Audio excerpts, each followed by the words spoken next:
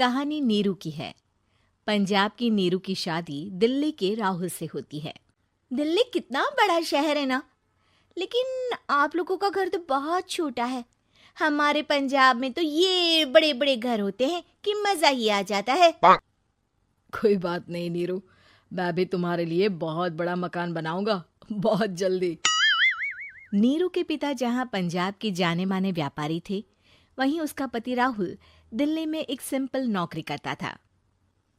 माँ, यहाँ तो घी मक्खन इतना महंगा है कि क्या बताऊं। मैं तो तरस ही जाती हूँ घी खाने के लिए। नीरू की माँ को ये सुनकर बहुत दुख होता है। मेरी बेटी को घी नसीब नहीं हो रहा है और ये बहू यहाँ बैठकर घी में शक्कर डाल रही है। देख वनिता, मैं साफ कह रही हूँ, इस घर में जितना घी आएगा उतना ही मेरी बेटी के घर दिल्ली भी जाएगा। अरे ये क्या बात होती है माँ जी? बेटी का उतना ही करो जो अच्छा लगे। अब क्या मायके से घी और मक्खन तक की सप्लाई करोगी आप? हाँ, मेरी बेटी किसी चीज को तरसे मुझसे बर्दाश्त नहीं होता। अब क्या था, नीरू के मायके में 2 किलो घी आता तो 2 किलो दिल्ली जाता नीरू के पास। एक दिन, माँ बड़ी गर्मी पड़ती है दिल्ली में।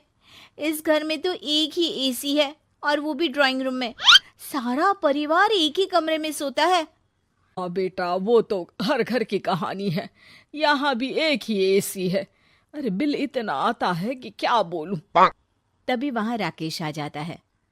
माँ, थोड़ी देर में यहाँ कुछ प्लम्बर आएंगे मेरे कमरे में एसी लगाने। जरा ध्यान से लगवा देना ना माँ। ओए, ऐसे कैसे तेरे कमरे में एसी लगेगा? हाँ राकेश, एक बार बात तो कर लेता। अरे पापा, वो वनिता को गर्मी में नींद नहीं आती। ड्राइंग रूम में सबके साथ सोने में वो अनकंफर्टेबल है, इसलिए।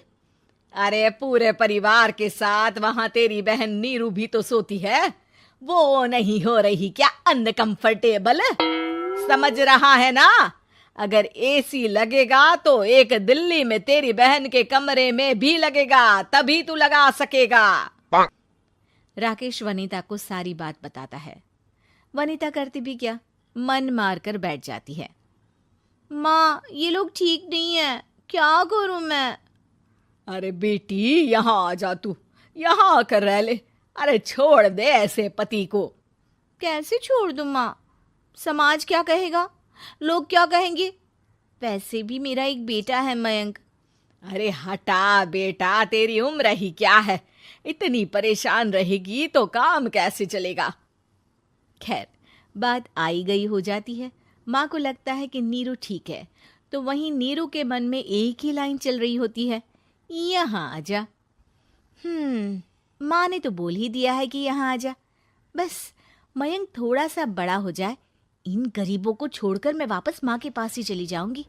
वो इसी सोच में बाजार में चल रही थी कि मैम, आपका दुपट्टा जमीन को छू रहा है। नीरू जैसे ही उस लड़की की तरफ देखती है, देखती ही रह जाती है। हाय रे, कितना सुंदर लड़का है ये। अब क्या हुआ? मैंने कहा आपका दुपट्टा। तो खुद ही उठाकर दे दो ना। लड़का समझ जाता है कि नीरू उस पर फिदा हो चुकी है। वो उससे उसका नंबर लेकर चला जाता है।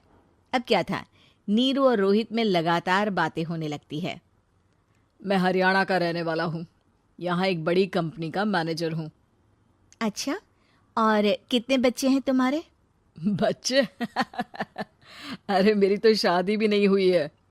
तुम बताओ, शादी करोगी? नीरू शर्मा जाती है। अब लेकिन मैं तो पहले से ही शादीशुदा हूँ।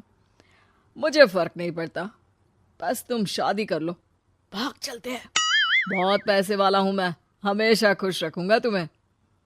नीरू रोहित से मिलकर सारा प्लान बना लेती है और फिर एक दिन घर से भाग जाती है। दोनों शादी कर लेते हैं।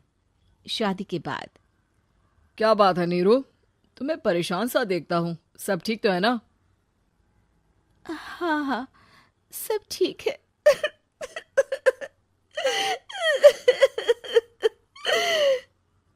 ये कहते कहते ही वो रोने लगती है। अरे क्या हो गया, रो क्यों रही हो? मैंने तुमसे एक बात छुपाई है। और वही बात अब मुझे परेशान कर रही है। रोहित, मेरा एक बेटा भी है, उसका नाम मयंक है। क्या बात कर रही हो? ये तुमने मुझे पहले क्यों नहीं बताया? देखो नीरू, मेरी माँ को मैंने ये नहीं बताया है कि तुम शादीशुदा हो। बच्चा मैं मैनेज नहीं कर पाऊंगा। नीरू को समझ में नहीं आता कि वो क्या करे। तुम उस बच्चे को अपनी माँ को क्यों नहीं दे देती? नीरू चुपके से माँ को फोन करती है। माँ, क्या मयंक को तुम रख सकती हो? बेटा, मैं राकेश के साथ बात करती हूँ। आखिर घर का बेटा वही है, जो वो बोलेगा। वैसे भी बेटा, तूने जो किया है ना, उसके बाद से पूरा घर तेरी बुराई कर रहा है। मैं भी अब किसी से तेरे लिए लड़ नहीं सकती। राकेश बेटा, नीरू ने तो जो किया बहुत ही बुरा किया, लेकिन मैं सोच रही थी कि क्यों ना मयंक को हम यहाँ ले आए। तभी वनीता बोल पड़ती है। वाह जी, ऐसे कैसे यहाँ ले आए? यहाँ क्या भंडारा भरा है? और जिस बच्चे की माँ ने नहीं सोचा, उसके लिए हम क्यों सोचे? नीरू को एक बार तो अपने बच्चे के बारे में सोचना चाहिए था ना। अरे लेकिन तेरे पास भी तो लड़का नहीं है ना वनीता। माँ, वनीता ठीक बोल रही है। कल को वो बड़ा होकर इसी घर का हिस्सा मांगेगा तो हम क्या करेंगे? माँ कहती भी तो क्या, वो चुप रह जाती है। वहीं नीरू का पहला पति कहता है। माँ, अगर आज भी वो वापस आ जाए तो मैं उसे माफ कर दूंगा। बेटा, गरीबी चीज ही ऐसी है, क्या करेगा। तू तो अब मयंक का सोच। वो बेचारा तो बिना माँ का हो गया। मयंक के खातिर तू दूसरी शादी कर ले बेटा। लोगों के लाख समझाने के बाद नीरू के पहले पति की शादी रिद्धि से हो जाती है, जिसके पहले पति से 2 बच्चे होते हैं। देखो जी, मैंने शादी सिर्फ बच्चे के खातिर की है।